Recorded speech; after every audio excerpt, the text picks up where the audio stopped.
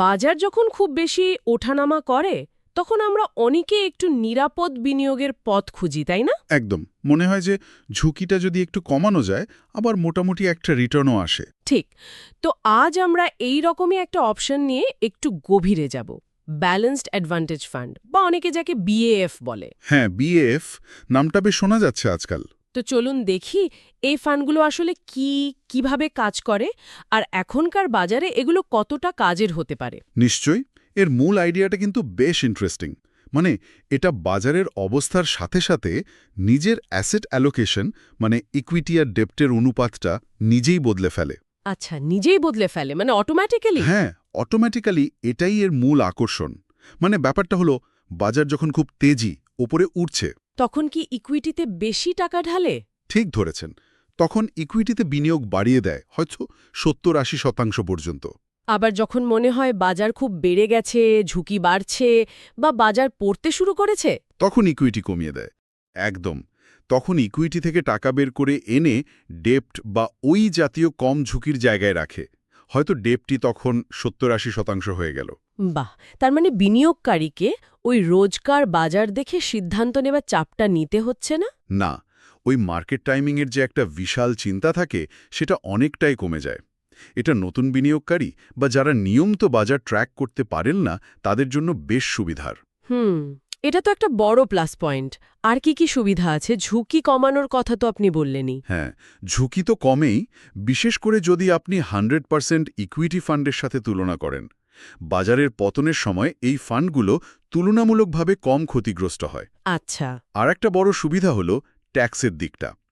বেশিরভাগ বিএএফ এমনভাবে ম্যানেজ করা হয় যাতে তারা ইকুইটি ফান্ডের ট্যাক্স সুবিধাটা পায়। ও, মানে ওই যে 1 বছরের বেশি রাখলে long term capital gain tax কম লাগে সেইটা? হ্যাঁ, যদি গড়ে 65% বা তার বেশি ইকুইটিতে বিনিয়োগ থাকে তাহলে 1 বছর পর লাভ হলে মাত্র 10% ট্যাক্স দিতে হয়, একটা নির্দিষ্ট সীমা পর্যন্ত। এটাও লম্বা সময়ের বিনিয়োগকারীদের জন্য বেশ আকর্ষণীয়। কিন্তু একটা প্রশ্ন আছে, এই যে অটোমেটিক সিস্টেম, এটা কি সবসময় ঠিকঠাক কাজ করে? মানে এমন হতে পারে না যে সিস্টেমটা একটু বেশি সেফ খেলতে গিয়ে বাজার যখন হঠাৎ বাড়ল তখন লাভের সুযোগটা কিছুটা মিস হয়ে গেল? খুব ভালো পয়েন্ট। দেখুন, কোনো মডেলই তো 100% পারফেক্ট নয়। হতেই পারে যে ফান্ডটা হয়তো একটু বেশি রক্ষণাত্মক হয়ে পড়ল আর বাজার হঠাৎ ঘুরে দাঁড়ালে পুরো লাভটা নিতে পারল না। আবার উল্টোটাও হতে পারে। তাই ফান্ড ম্যানেজার কতটা অভিজ্ঞ আর তাদের মডেলটা কতটা কার্যকর সেটার উপর অনেক কিছু নির্ভর করে। সব বিএএফ কিন্তু একই ফর্মুলা মানে না। কেউ ভ্যালুয়েশন দেখে, কেউ বাজারের মোমেন্টাম বা ট্রেন্ড ফলো করে। আচ্ছা, বিভিন্ন স্ট্র্যাটেজি আছে তাহলে। হ্যাঁ, তাই পারফরমেন্সেও পার্থক্য দেখা যায়। এবার আসি অন্য দিকটায়। ধরুন বাজার বেশ খারাপ পড়ছে, তখন এই ফান্ডগুলো ঠিক কিভাবে সামলায়? আপনি আগে আরবিট্রাজের কথা বলছিলেন। হ্যাঁ, যখন বাজার পড়ে প্রথম কাজ তো হলো ইকুইটি কমিয়ে ডেপ্ট বা মানি মার্কেট ইনস্ট্রুমেন্টে টাকা সরিয়ে নেওয়া। এটা মূলধন বাঁচাতে সাহায্য করে। আচ্ছা। এর সাথে কিছু ফান্ড আরবিট্রাজ কৌশল ব্যবহার করে। মানে ধরুন একই শেয়ার স্পট মার্কেটে এক দামে বিক্রি করছে, আবার ফিউচার মার্কেটে সামান্য অন্য দামে। এই দুই দামের মধ্যে যে খুব ছোট পার্থক্য সেটাকে কাজে লাগিয়ে প্রায় ঝুঁকিহীন লাভ করার চেষ্টা করে। ও, ইন্টারেস্টিং। বাজারের অস্থিরতার সময় এই সুযোগগুলো বেশি পাওয়া যায়। এটা ফান্ডকে একটা বাড়তি কুশন দেয় যখন মূল বাজার হয়তো পড়ছে। বুঝতে পারলাম। তাহলে যদি আমরা ঝুঁকি আর রিটার্নের দিক থেকে দেখি, পিওর ইকুইটি বা পিওর ডেপ্ট ফান্ডের তুলনায় বিএএফকে কোথায় রাখব? এটা আসলে একটা মাঝামাঝি জায়গায় পড়ে। মানে দেখুন, ইকুইটি ফান্ডের রিটার্ন বেশি পাওয়ার সম্ভাবনা, কিন্তু ঝুঁকিও অনেক বেশি। হ্যাঁ, সেটা তো বটেই। অন্যদিকে ডেপ্ট ফান্ড অনেক নিরাপদ, কিন্তু রিটার্নও সীমিত। বিএএফ চেষ্টা করে এই দুটোর মধ্যে একটা ব্যালেন্স করতে। ইকুইটির গ্রোথটা নেওয়ার চেষ্টা করে, আবার ডেপ্ট বা আরবিট্রাজের মাধ্যমে পতনের সময় ধাক্কাটা সামলায়। মানে একটা মডারেট রিটার্ন আর মডারেট ঝুঁকি বলতে পারেন। হয়তো একটা লম্বা বুল মার্কেটে এটা পিওর ইকুইটি ফান্ডের মতো রিটার্ন দেবে না, কিন্তু বিয়ার মার্কেটে বা খুব অস্থির বাজারে এটা অনেক বেশি স্থিতিশীল থাকার কথা।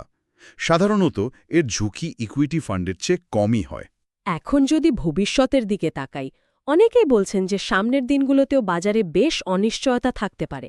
সেক্ষেত্রে এই ফান্ডগুলোর চাহিদা কি বাড়তে পারে?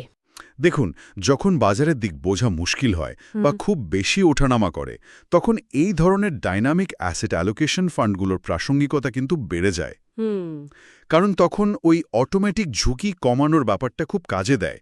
আমরা ডেটাও দেখছি যে গত কয়েক বছরে, বিশেষ করে 2023-24 অর্থ বছরে, এই ক্যাটাগরিতে নতুন বিনিয়োগ বেশ বেড়েছে। তার মানে বিনিয়োগকারীরাও এই অস্থিরতা নিয়ে ভাবছেন এবং এই ধরনের ফান্ডের দিকে ঝুঁকছেন। মনে হচ্ছে তাই। এটা বাজারের অনিশ্চয়তার প্রতি একটা রিয়াকশন আর কি। পারফরমেন্স কেমন দেখা গেছে এদের? অবশ্যই আমরা জানি যে অতীতের পারফরমেন্স দেখে ভবিষ্যতে বিনিয়োগ করা ঠিক না, কিন্তু একটা আইডিয়া তো পাওয়া যায়। ঠিক।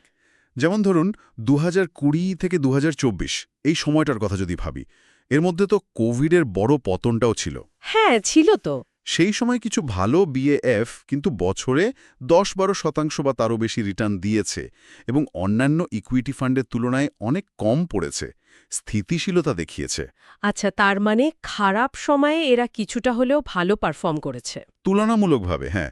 তবে এটাও মনে রাখতে হবে সব বিএএফ একরকম নয়, আর একটানা বুল মার্কেটে এরা হয়তো লার্জ ক্যাপ বা মিড ক্যাপ ইকুইটি ফান্ডের থেকে পিছিয়েও পড়তে পারে। তাহলে সব মিলিয়ে আজকের আলোচনার মূল বিষয় হল ব্যালেন্সড অ্যাডভান্টেজ ফান্ড একটা ইন্টারেস্টিং বিকল্প হতে পারে, বিশেষ করে যারা বাজারের অস্থিরতা নিয়ে চিন্তিত এবং নিজেরা অ্যাসেট অ্যালোকেশনের সিদ্ধান্ত নিতে চান না। হ্যাঁ, এই অটোমেটিক্যালি ব্যালেন্স করা ক্ষমতাটাই এর ইউএসপি। এটা ঝুঁকি ম্যানেজমেন্টের একটা ভালো উপায় হতে পারে। কিন্তু এখানে আমার একটা অন্য প্রশ্ন আসছে মনে। বলুন। এই যে সবকিছু একটা মডেল বা সিস্টেমের উপর ছেড়ে দেওয়া হচ্ছে, যখন বাজার খুব বেশি টালমাটাল, তখন কি এটা বিনিয়োগকারীকে মানসিক শান্তি দেয়, নাকি নিজের হাতে কন্ট্রোল না থাকাটা আরও বেশি উদ্বেগের কারণ হয়ে দাঁড়ায়? এটা কিন্তু একটা খুব জরুরি প্রশ্ন। মানে এই অটোমেশন কি সত্যি স্নায়ুর চাপ কমায়, নাকি চরম পরিস্থিতিতে নিজের নিয়ন্ত্রণের বাইরে থাকাটা একটা অন্য ধরনের অস্বস্তি তৈরি করে? এটা বোধহয় প্রত্যেক বিনিয়োগকারীর জন্য আলাদা। নিজের কমফর্ট লেভেলটা বুঝতে হবে। ঠিক, এটা নিয়ে ভাবার অবকাশ রইল। আজকের এই গভীর আলোচনার জন্য আপনাকে অনেক ধন্যবাদ। ধন্যবাদ।